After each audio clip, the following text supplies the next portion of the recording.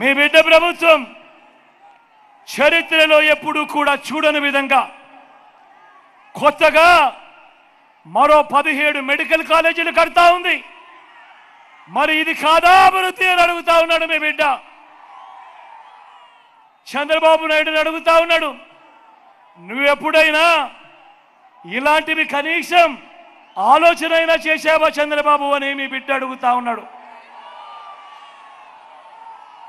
మీ బిడ్డ ప్రభుత్వం చరిత్రలో కూడా ఎప్పుడూ చూడని విధంగా ఈరోజు మీ బిడ్డ ప్రభుత్వం కొత్తగా మరో 4 సీపోర్ట్లు కడతా ఉంది. కొత్తగా మరో 10 ఫిషింగ్ హార్బర్లు కడతా ఉంది. కొత్తగా మరో 6 ఫిష్ ల్యాండింగ్ సెంటర్లు కడతా ఉంది. కళ్ళెదుటే కనిపిస్తా ఉన్నాయి ఈ కట్టడాలన్నీ కూడా. ఇదే నెల్లూరు జిల్లాలోనే రామయ్యపట్నం పోర్టు దాదాపుగా పూర్తి అయిపోవస్తా ఉంది. జువెలదిన్న ఫిషింగ్ హార్బర్ దాదాపుగా పూర్తి అయిపోయింది. ఇదంతా కళ్ళెదుటే కనిపిస్తా ఉన్న అభివృద్ధి కాదా అని అడుగుతా ఉన్నాడు మీ బిడ్డ. ఇదే పెద్ద మనిషి చంద్రబాబు నాయుడును. ఇదే చంద్రబాబు నాయుడు అడుగుతా ఉన్నా, నువ్వెప్పుడైనా ఇలాంటి ఆలోచన చేశావా ఓ చంద్రబాబు అని అడుగుతా ఉన్నాడు మీ బిడ్డ. చరిత్రలో ఎప్పుడూ చూడని విధంగా, ఎప్పుడూ కూడా రాష్ట్రంలో జరగని విధంగా మన గవర్నమెంట్ బడులలో ఈరోజు నాడు నేడుతో గవర్నమెంట్ బడులు బాగుపడతా ఉన్నాయి. గవర్నమెంట్ బడుల్లో ఈరోజు ఇంగ్లీష్ మీడియం మొదలు ఈరోజు టోఫుల్ క్లాసులు ఐబీ దాకా ప్రయాణంతో అంతర్జాతీయ విద్య వరకు కూడా ఈరోజు పిల్లల చదువుల్లో విప్లవాలు ఈరోజు కనపడతా ఉన్నాయి. ఎవరు కూడా ఊహించారా? మీ బిడ్డ ప్రభుత్వం రాకమునుపు ఎవరైనా ఊహించారా? నాడు నేడుతో మొదలు 88వ తరగతి నుంచే గవర్నమెంట్ బడులో చదువుతా ఉన్న పిల్లల చేతుల్లో ట్యాబులు వస్తాయని ఎవరైనా ఊహించారా?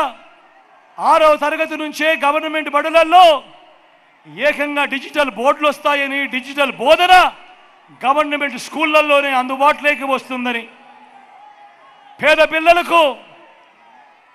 పిల్లలకు బైజూస్ కంటెంట్ అందుబాటులోకి వస్తుందని, 3వ తరగతి నుంచే ఆ పేద పిల్లలకు సబ్జెక్ట్ టీచర్ క్లాసులు వస్తాయని, టోఫుల్లో కూడా పీరియడ్లు వస్తాయని ఎవరైనా ఊహించారా అని అడుగుతా ఉన్నాను.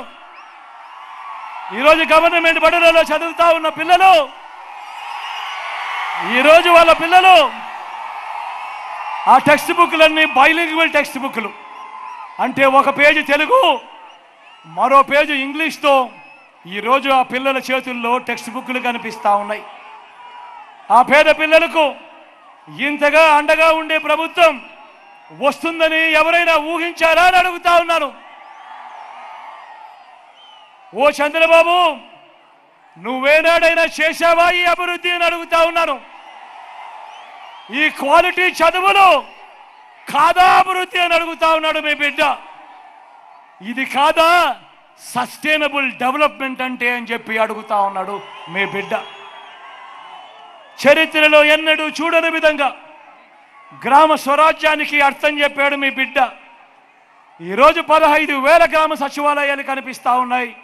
ప్రతి మారుమూల గ్రామంలో కూడా ఏకంగా 11,000 విలేజ్ అండ్ వార్డు క్లినిక్లు కనిపిస్తూ ఉన్నాయి.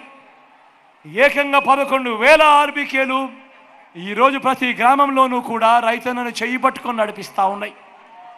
ఏకంగా 60-70 ఇళ్లకు ఒక వాలంటీర్గా రాష్ట్రంలో 2,60,000 మంది వాలంటీర్లు గ్రామ స్థాయిలో కూడా వీళ్ళంతా కనిపిస్తూ ఉన్నారు.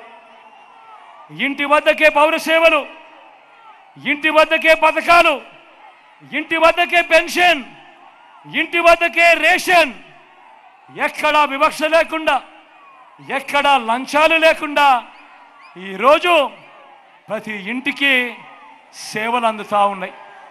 నేను అడుగుతా ఉన్నా, ఇది కాదా అభివృద్ధి అని అడుగుతా ఉన్నాను ఇదే పెద్ద మనిషి చంద్రబాబు నాయుడు.